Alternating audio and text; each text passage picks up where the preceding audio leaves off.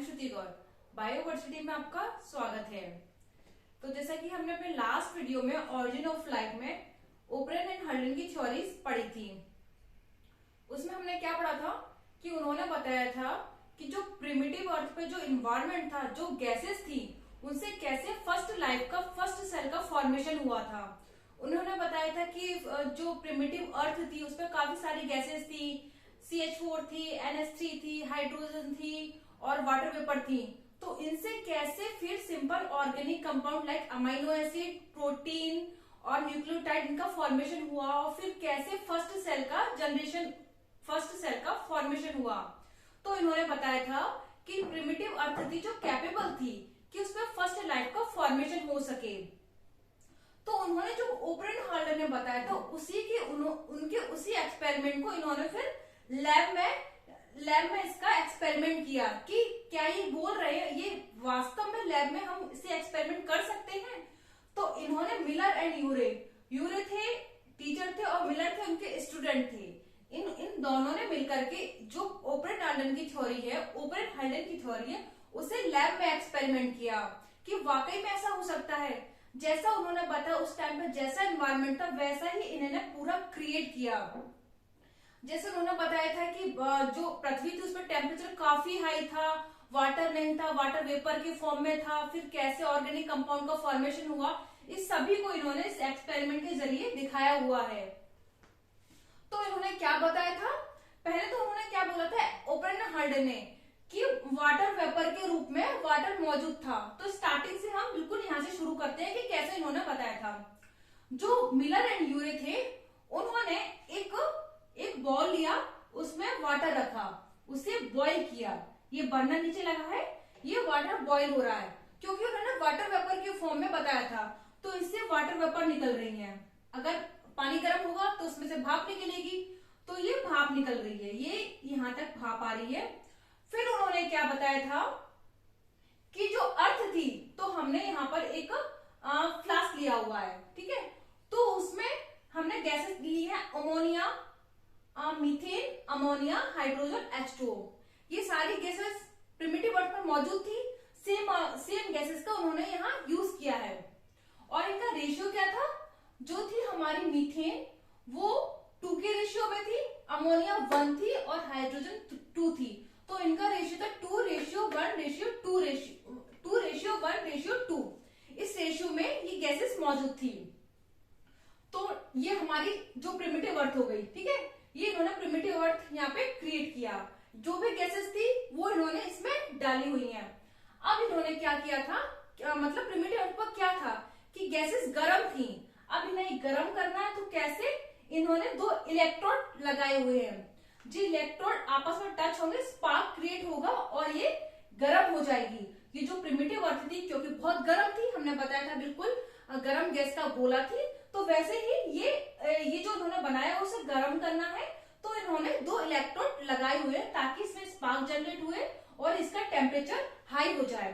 Temperature इन्होंने कितना set किया था, 800 डिग्री सेल्सियस, काफी था। अब क्या किया, इन्होंने कंडेंसर लगाया हुआ था। कंडेंसर कुछ नहीं था, इसमें से कोल्ड वाटर डालेंगे और फिर गर्म होके निकलेगा। तो कंडेंसर लगाया हुआ था ताकि ये ठंडा होकर के इसमें निकल सके। अब इन्होंने क्या किया, ये जो स्पार्क जनरेट हुआ, जो भी इसमें मटेरियल बना वो कंडेंसर के थ्रू यहाँ पर फ्लास्क में या यहाँ इकट्ठा हो गया। तो इन्होंने देखा, पहले तो इन्होंने काफी वेट किया, इन्होंने 18 दिन वेट किया। इन्होंने देखा कि अब क्या बनेगा, क्या कुछ 18 दिन से पहले कुछ भी नहीं बना था। फिर उन्होंने वेट किया, बिल्कुल वेट करते रहे वो। 18 दिन बाद उन्होंने देखा कि इसमें ऑर्गेनिक कंपाउंड का फॉर्मेशन हो गया। किससे, CH4, NH3, H2 और H2O से ऑर्गेनिक कंपाउंड का फॉर्मेशन हो गया। और ये ऑर्गेनिक कंपाउंड कौन कौन से थे, amino acid, aspartic acid, alanine, जो कि हमारे प्रिमिटिव अर्थ पर जो हमने गैसेस से ऑर्गेनिक कंपाउंड का फॉर्मेशन किया था, वही ऑर्गेनिक कंपाउंड यहाँ फॉर्मेट हो गए। अब ये बड़े खुश हो गए कि भाई इनका एक्सपेरिमेंट सक्सेस हो गया, क्योंकि जो ये चाह रहे थे वो बन चुका था। ऑर्गेनिक कंपाउंड का फॉर्मेशन हो गया। अब इस ऑर्गेनिक कंपाउंड में क्या क्या था, अमाइनो एसिड था, एस्पार्टिक एसिड था, एलिनिन था। तो मतलब लाइफ जनरेट हो गई। क्या चाहिए लाइफ के लिए? Amino acid, aspartic acid, alanine. और जब जैसे हमने बताया था उसमें ये चीजें क्रिएट हो गई थी, फिर इसमें क्या थी, अगर इसमें एक आरएनए ट्रैप पड़ जाए पूरी एक सेल का फॉर्मेशन हो जाएगा। सेल के लिए और किसकी जरूरत है? ये जो कंपाउंड है amino acid, aspartic acid, alanine, cell के लिए एक जीवन के लिए जरूरी है ये। और इसमें अगर एक आरएनए ट्रैप पड़ जाए तो एक सेल का फॉर्मेशन हो जाएगा। तो इन्होंने अपने एक्सपेरिमेंट के जरिए बताया था कि जो ओब्रेन आल्डर ने जो भी अपने एक्सपेरिमेंट नहीं किया था, उन्होंने बताया था कि उस टाइम पे एटमॉस्फेयर कैसा था, कौन कौन सी गैसेस थी, इनके जरिए लाइफ का फॉर्मेशन हुआ होगा, उन्होंने ये बताया था। एक्सपेरिमेंट तो मिलर एंड यूरे ने किया था। तो मिलर एंड यूरे ने ये साबित कर दिया कि जो भी ओब्रेन एंड हल्डे ने बताया था कि प्रिमिटिव अर्थ पर कैसा टेम्परेचर था, कौन कौन सी गैसेस थी, उन गैसेस से कैसे ऑर्गेनिक कंपाउंड का फॉर्मेशन हुआ, फिर कैसे फर्स्ट लाइफ जनरेट हुई, ये सारा इन्होंने मिलर एंड यूरे ने अपने एक्सपेरिमेंट के जरिए बता दिया। फिर finally organic compound amino acid, aspartic acid और एलिनिन का फॉर्मेशन हो गया था। तो ये पूरा एक्सपेरिमेंट बिल्कुल सही साबित हुआ कि जो भी फर्स्ट लाइफ का फॉर्मेशन इनऑर्गेनिक मटेरियल बायोजेनेसिस से ही लाइफ का फॉर्मेशन हुआ होगा। अगर हम बोले कि ओब्रेन हल्डेन का जो एक्सपेरिमेंट था कैसा था, ए बायोजेनेसिस ही बोलेंगे, क्योंकि उन्होंने पहले तो यही बताया ना कि गैसेस से लाइफ का फॉर्मेशन हुआ है, गैसेस से सिंपल ऑर्गेनिक कंपाउंड का फॉर्मेशन हुआ था, फिर सिंपल ऑर्गेनिक कंपाउंड से लाइफ का फॉर्मेशन हुआ था। तो अब उनके एक्सपेरिमेंट को ए बायोजेनेसिस ही बोलेंगे, ए बायोजेनेसिस की थ्योरी ही ओब्रेन हल्डेन को बोलेंगे कि उन्होंने बताया था कि ए बायोजेनेसिस से एक बार लाइफ का फॉर्मेशन हो जाता है, फिर उसी लाइफ से फिर जो आगे की लाइफ होती है उनका फॉर्मेशन होता रहता है। किसने बताया? तो ओब्रेन एंड हल्डेन ने। और इनके एक्सपेरिमेंट को पूरी तरीके से एक्सपेरिमेंट लैब में किया था, जो कि बिल्कुल ऑर्गेनिक कंपाउंड बन गया, amino acid, aspartic acid, alanine का फॉर्मेशन हो गया। जो ये चाह रहे थे वो हो गया था। ठीक है, अभी फर्स्ट सेल का फॉर्मेशन हो गया यहाँ पे कि अगर एक आरएनए पड़ जाए यहाँ पे तो फर्स्ट सेल का फॉर्मेशन हो जाएगा, एक लाइफ का फॉर्मेशन हो जाएगा। लेकिन अब आगे की अगर हम सोचें कि जो फर्स्ट सेल होगी कैसी रही होगी, क्या वो एक प्रोकैरियोटिक रही होगी या यूकैरियोटिक रही होगी? अब जो यूकैरियोटिक होती है वो तो काफी एडवांस होती है, तो ऐसा तो नहीं होगा ना कि पहली जो एडवांस सेल होगी पहले एडवांस सेल का फॉर्मेशन हो जाएगा। पहले तो जो प्रिमिटिव सेल होगी जो कि हमारी प्रोकैरियोटिक थी उसका फॉर्मेशन हुआ होगा। तो जो फर्स्ट सेल थी वो थी हमारी प्रोकैरियोटिक। ठीक है, तो जो फर्स्ट सेल का फॉर्मेशन हुआ था वो था हमारी प्रोकैरियोटिक। अब ठीक है, ये फर्स्ट सेल का फॉर्मेशन तो हो गया प्रोकैरियोटिक, लेकिन अगर ये बात करें कि इसका भोजन क्या रहा होगा सेल का, तो हम सोचें कि क्या खाती होगी ये सेल, कैसे इसका जीवन, ये कैसे सरवाइव कर पाई होगी। तो हमें पता है कि जो न्यूट्रिशन होता है दो प्रकार का होता है, एक होता है ऑटोट्रॉफ और दूसरा होता है हेटरोट्रॉफ। ऑटोट्रॉफ और दूसरा हेटरोट्रॉफ।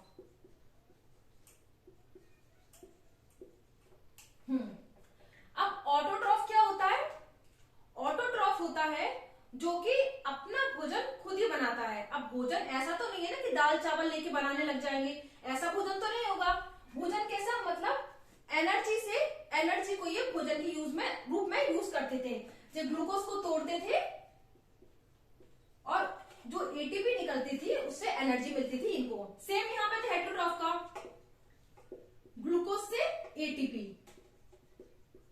ठीक है, तो दो प्रकार की जो प्रोकैरियोटिक सेल होती है, मतलब जो न्यूट्रिशन होता है टू टाइप का होता है। जब हम न्यूट्रिशन वाला चैप्टर पढ़ेंगे तो पूरा डिटेल में पढ़ेंगे कौन कौन से न्यूट्रिशन होते हैं। तो पहला होता है ऑटोट्रॉफ और जो दूसरा होता है वो होता है हेटरोट्रॉफ। ऑटोट्रॉफ मतलब जो अपना भोजन स्वयं बनाते हैं, और हेटरोट्रॉफ जो अपने भोजन के लिए दूसरे पर डिपेंड रहते हैं। तो जो पहली सेल होती है क्या लगता है, ऑटोट्रॉफ होगी या हेटरोट्रॉफ होगी? अब देखिए इसमें हमने क्या कहा था, भोजन के लिए क्या एनर्जी की जरूरत हो रही है। तब ऐसा तो होगा नहीं ना कि फर्स्ट सेल होगी कि उसने बोला कि नहीं मुझे तो अपना खाना स्वयं बनाना है, जबकि काफी एनर्जी प्रिमिटिव अर्थ पर मौजूद थी, जो कि हमने पता है कि वॉल्केनो इरप्शन हो रहा था, गैसेस थी, तो काफी सन रेज आ रही थी डायरेक्ट अर्थ पर, तो डायरेक्ट सोर्स हो गई वो एनर्जी का, तो काफी एनर्जी यूज थी, एनर्जी थी। लेकिन वो अगर हम बोले, एक होता है कीमो ऑटोट्रॉफ और एक होता है फोटो ऑटोट्रॉफ। कीमो और एक होता है फोटो।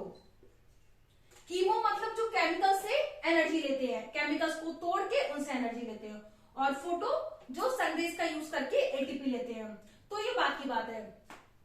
तो जो हेटरोट्रॉफ, तो जो पहली सेल थी, क्योंकि हमें पता है कि ग्लूकोज को तोड़ करके एटीपी का यूज किया जा रहा है, ग्लूकोज को तोड़ करके जो एटीपी मिलती है उससे ये एनर्जी लेते हैं और यही उनका भोजन होता है। जो प्रोकैरियोटिक सेल थी हमारी, जो कि हेटरोट्रॉफ थी। लेकिन अब हमने ये देखा कि ये ऑटोट्रॉफ थी या हेटरोट्रॉफ थी। हमने बोला ये हेटरोट्रॉफ थी, जो प्रोकैरियोटिक थी हेटरोट्रॉफ थी।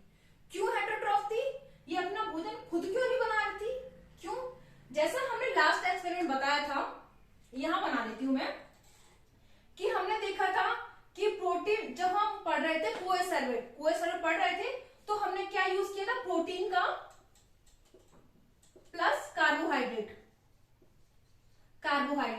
प्रोटीन और कार्बोहाइड्रेट को हमने जो वाटर में घोला था, फिर उसमें एक लिपिड बाई लेयर बन गई थी ऐसे, जो हमने पूरा डिटेल में बताया लिपिड बाई लेयर कैसे बनी थी। जो फॉस्फोलिपिड होता है उसका जो फॉस्फेट वाला भाग होता है वो हाइड्रोफिलिक होता है, और जो टेल वाला रीजन होता है वो हाइड्रोफोबिक होता है, इसलिए लिपिड बाई लेयर बनाई थी।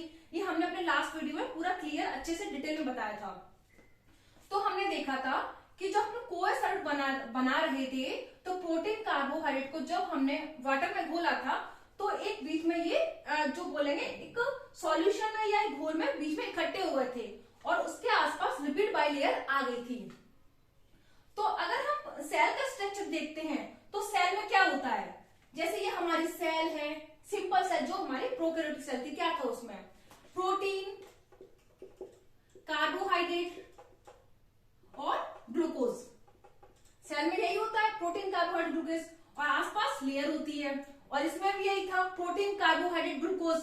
तो जब इसमें ग्लूकोज इस सेल में इतना तैर रहा था, इतना सारा ग्लूकोज भर भर के था, तो फिर ये ग्लूकोज अलग से ग्लूकोज का मतलब खुद से ग्लूकोज का यूज करेगा नहीं ना, कि खुद ग्लूकोज बनाएगा जब इसे ग्लूकोज मिल रहा है कि नहीं भाई मुझे तो खुद ग्लूकोज बनाना, ऐसा तो नहीं होगा। जब इसकी सेल के अंदर ही ग्लूकोज मौजूद है तो उसी ग्लूकोज का यूज करेगा ये, इसने अलग से नहीं बनाया ग्लूकोज। क्योंकि जब हमने सॉल्यूशन था, ग्लूकोज तैर रहा था, प्रोटीन, कार्बोहाइड्रेट, जितने मॉलिक्यूल से जिनसे न्यूट्रिशन मिलता है सारे तैर रहे थे, तो इसने उस ग्लूकोज का यूज किया। तो जो फर्स्ट सेल थी वो हेटरोट्रॉफ थी, क्योंकि इसने ग्लूकोज खुद से नहीं बनाया था, जो इसके आसपास जो मौजूद था इसने उस ग्लूकोज का यूज किया था। तो जो फर्स्ट सेल थी हमारी प्रोकैरियोटिक थी, हेटरोट्रॉफ थी। अब हुआ क्या, इसने यूज किया, काफी यूज किया। हम जानते हैं जो चीज हम यूज करेंगे ज्यादा तो वो एक दिन खत्म होनी ही है, तो इसके आसपास का ग्लूकोज धीरे धीरे खत्म होता चला गया। फिर क्या हुआ, ग्लूकोज खत्म हो गया, फिर इसने क्या किया, एक होता है कीमो ऑटोट्रॉफ और होता है फोटो ऑटोट्रॉफ। कीमो ऑटोट्रॉफ जो केमिकल्स को तोड़ करके एनर्जी लेते हैं। केमिकल्स कौन कौन से थे? यही थे हमारे, ये अमोनिया, मीथेन, ये सारे केमिकल्स मौजूद थे जिनसे सिंपल ऑर्गेनिक कंपाउंड का फॉर्मेशन हुआ था। तो ये सारे फिर इसने क्या किया, केमिकल्स को तोड़कर एनर्जी लेने लग गया। और जब इस केमिकल्स और कुछ ने फिर फोटो, फिर बाद में केमिकल्स के बाद में ये फोटो ऑटोट्रॉफ हो गए, मतलब फिर ये सूर्य से भोजन ग्रहण करने लगे। तो ऐसे हमारे फोटो ऑटोट्रॉफ आ गए। ठीक है, तो जो फर्स्ट सेल थी वो कैसी थी? प्रोकैरियोटिक थी, हेटरोट्रॉफ थी। ये ध्यान रखना, जो फर्स्ट सेल थी प्रोकैरियोटिक थी, क्योंकि यूकैरियोटिक तो काफी एडवांस थी। जब हम सेल वाला चैप्टर पढ़ेंगे तो प्रोकैरियोटिक, यूकैरियोटिक क्या होता है, क्या डिफरेंसेस होते हैं इनके बीच में, हम पूरा क्लियर तरीके से अच्छे से बताएंगे। तो केवल इतना ध्यान रखिए कि जो फर्स्ट सेल थी वो प्रोकैरियोटिक थी, हेटरोट्रॉफ थी, क्योंकि वो अपना ग्लूकोज खुद नहीं बनाया था, जो उसके सराउंडिंग में जो मौजूद था उसने उस ग्लूकोज का यूज किया था। तो ये हो गया हमारा मिलर एंड यूरे एक्सपेरिमेंट, कि फर्स्ट सेल का फॉर्मेशन कैसे हुआ इन्होंने यहाँ बताया। एक बार मैं और रिवाइज करवा देती हूँ कि क्या है मिलर एंड यूरे एक्सपेरिमेंट। तो जो मिलर एंड यूरे थे, जो यूरे थे टीचर थे और मिलर थे स्टूडेंट, तो दोनों ने काफी एक दूसरे की मदद की। एक दूसरे की मदद करके उन्होंने जो ओपरेन हाल्डेन ने बताया था कि प्रिमिटिव अर्थ पर कैसा एटमॉस्फेयर था, कैसे वो एटमॉस्फेयर कैपेबल था कि फर्स्ट सेल को जनरेट कर सके। तो उन्होंने सेम वही अपने एक्सपेरिमेंट बताया। उन्होंने बताया कि वाटर था ही नहीं, वाटर वेपर के फॉर्म में था। हमने देखा था वाटर वेपर से फिर क्लाउड का फॉर्मेशन हो रहा था।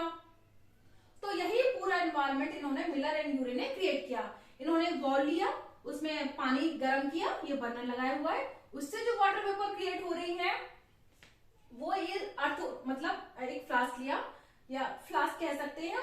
तो इन्होंने फ्लास्क लिया, फ्लास्क में सारी गैसेस मौजूद थी, CH4, NH3, H2, H2O। तो ये जब वाटर वेपर आ रही है तो नीचे H2 ग्रुप में आ गई है, ठीक है। तो इसमें 2 इलेक्ट्रोड लगाए इन्होंने ताकि गर्म हो सके, स्पार्क क्रिएट हो सके, क्योंकि उस टाइम पे टेम्परेचर काफी था। तो ये इलेक्ट्रोड इसका टेम्परेचर बढ़ाने के लिए था। टेम्परेचर कितना था? 800 डिग्री सेंटीग्रेड। और नीचे क्या था? कंडेंसर लगाए हुए थे ताकि जो भी इसमें से बन के निकले, रिएक्शन होगी, एनर्जी निकल रही है। क्योंकि हमने देखा था वहां पर जो वॉल्केनो इरप्शन हो रहा था उनसे जो एनर्जी निकल रही थी, उसी एनर्जी का यूज करके जुड़ के इससे सिंपल ऑर्गेनिक कंपाउंड का फॉर्मेशन हुआ था।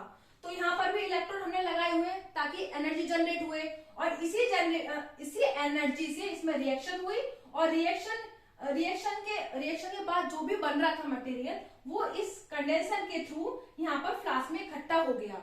और क्या बना था? ऑर्गेनिक कंपाउंड बन गया। किससे? गैसेस से बन गया। कौन कौन से गैसेस थे? मीथेन से, अमोनिया से, हाइड्रोजन थे। इनका रेशियो क्या था? 2:1:2। ये सारी गैसेस से फिर सिंपल ऑर्गेनिक कंपाउंड का फॉर्मेशन हो गया। कौन कौन सा ऑर्गेनिक कंपाउंड का फॉर्मेशन हुआ था? अमाइनो एसिड, एस्पार्टिक एसिड और एलिनिन, इन सब का फॉर्मेशन हो गया। कितने दिन बाद हुआ था? 18 डेज बाद। 18 डेज तक इन्होंने बहुत इंतजार किया, और बहुत इंतजार के बाद फिर फाइनली जो ये चाह रहे थे वो बन गया। इनका एक्सपेरिमेंट पूरा सक्सेस हो गया था कि हाँ, मिलर एंड यूरे एक्सपेरिमेंट ने जो भी ओपरेन हार्डन की थ्योरी में जो भी बताया गया था वो इन्होंने यहाँ पर साबित कर दिया कि ये ऑर्गेनिक कंपाउंड का फॉर्मेशन हो गया। मतलब फर्स्ट सेल का फॉर्मेशन हो गया, क्योंकि सेल के लिए और क्या चाहिए रहता? Amino acid, aspartic acid, alanine, और इसमें RNA पड़ जाए तो बस इसमें जीवन आ जाएगा। तो ये यहाँ पर पूरा इनका एक्सपेरिमेंट पूरी अच्छी तरीके से सिद्ध हो चुका था। तो ये है मिलर एंड यूरे एक्सपेरिमेंट। अगर कोई भी आपको इसमें अभी भी कोई भी शायद प्रॉब्लम अगर आए तो प्लीज कमेंट बॉक्स में कमेंट करके बताइए। वैसे तो शायद क्लियर समझ में आ गया होगा। तो अगर हम अपने नेक्स्ट वीडियो में जो भी आगे है थ्योरी, और अगर कोई भी थ्योरीज रह गई होगी तो हम देखते हैं, हम कवर करते हुए चलेंगे। नहीं तो यार हम डार्विन थ्योरी या लेमार्क अगले वीडियो में हम कवर करेंगे। अगर इसके बाद में अगर कोई एक्सपेरिमेंट अगर छूटा होगा तो हम देख लेंगे, कवर कर लेंगे हम। तो अगर ये वीडियो आपको अच्छा लगता तो please like, share and subscribe कीजिए। Thank you.